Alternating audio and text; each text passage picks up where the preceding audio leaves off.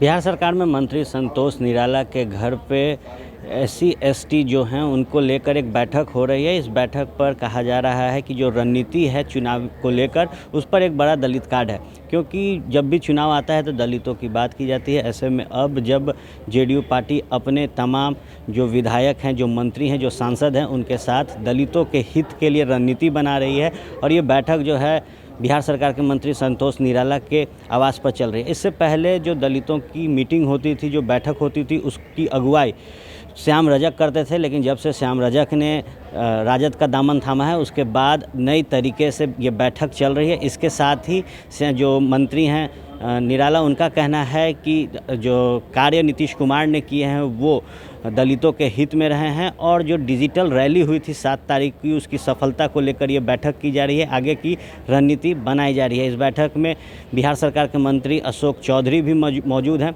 बहरहाल क्या कुछ कह रहे हैं संतोष निराला, आप सुनिए। आज हम लोग अनुसूचित जाति जनजाति समाज के जो माननीय विधायक हैं, जो नेता हैं पार्टी के, वो सांसद हैं, सभी लोग हम लोग आज मेरे आवास पर बैठक है और बैठक में हम लोगों ने माननीय मुख्यमंत्री जी को धन्यवाद दिया, उनके प्रति आभार प्रकट किया कि जो उनका 7 सितंबर को वर्चुअल रैली थी, वो रैली में अनुसूचित जाति जनजाति समाज के लोग काफ़ी मात्रा में जुड़े और रैली सफल रही। इसके लिए हम लोग आज उनको धन्यवाद दिए।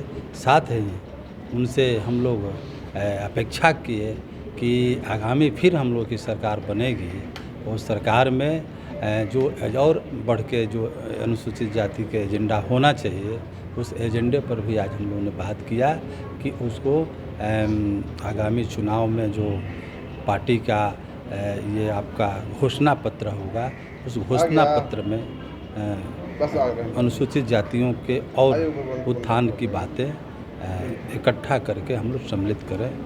चिराग पासवान के हावी होने के बाद आज बैठक हो रही है। नहीं, चिराग पासवान से कोई बैठक के मतलब नहीं है। हम लोग जनता दल यू के अनुसूचित जाति जनजाति समाज के माननीय विधायक हैं, सांसद हैं, मंत्री जी लोग हैं। हम लोगों ने अपने नेता के प्रति आभार प्रकट करने के लिए बैठक आयोजित किया है कि जो वर्चुअल रैली संपन्न हुई उसमें अनुसूचित जाति समाज के लोगों को अच्छा भागीदारी थी, इसलिए ये बैठक हो रही है। और ये बैठक इसलिए हो रही है कि हम जो आगामी विधानसभा का चुनाव है, उस चुनाव में जो हमारे नेता आदरणीय नीतीश कुमार जी ने जो दलित और महादलित समाज के लिए काम किया है, बाबा साहेब अम्बेडकर के जो सपना को बिहार के धरती पर पूरा करने का काम किया है, आज विगत कई सालों से दलित और महादलित समाज उनके साथ खड़ा है और आने वाले विधानसभा के चुनाव में भी दलित और महादलित समाज खड़ा रहेगा।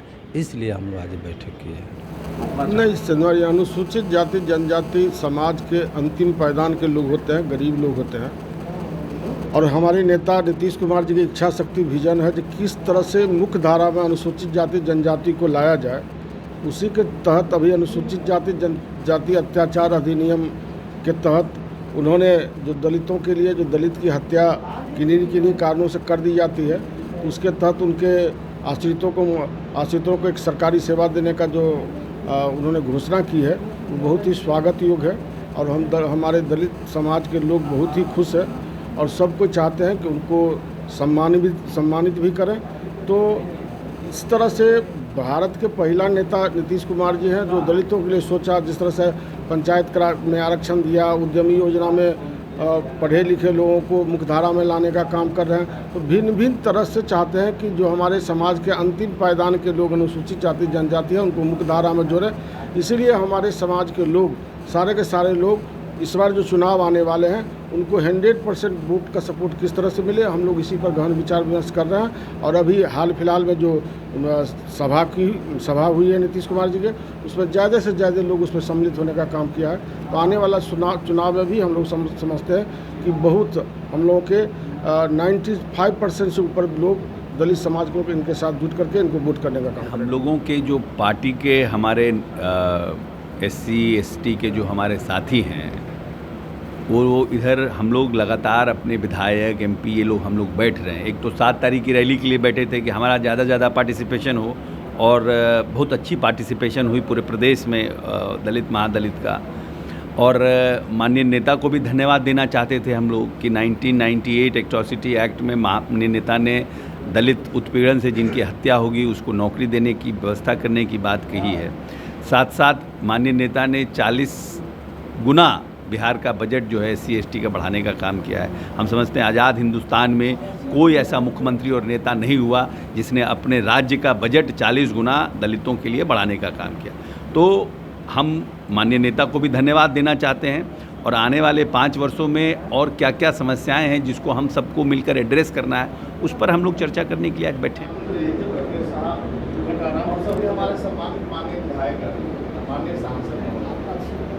सर, माननीय मुख्यमंत्री जी बहुत सारा कार्यक्रम चला रहे हैं हम लोग, और आगे 5 वर्ष क्या होना है उस प्लान के लिए आप हमारे 4 सम्मानित माननीय मंत्री जी बहुत सारी योजना आप ले जाना चाहते हैं।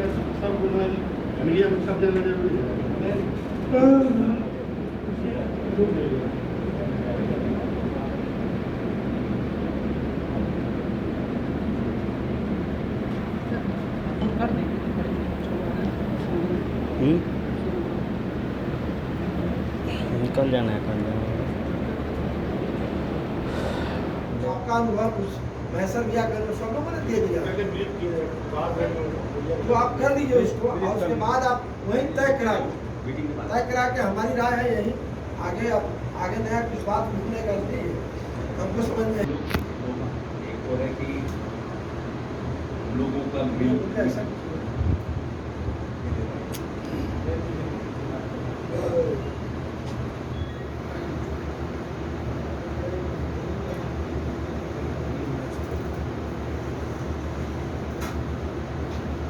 Thank you.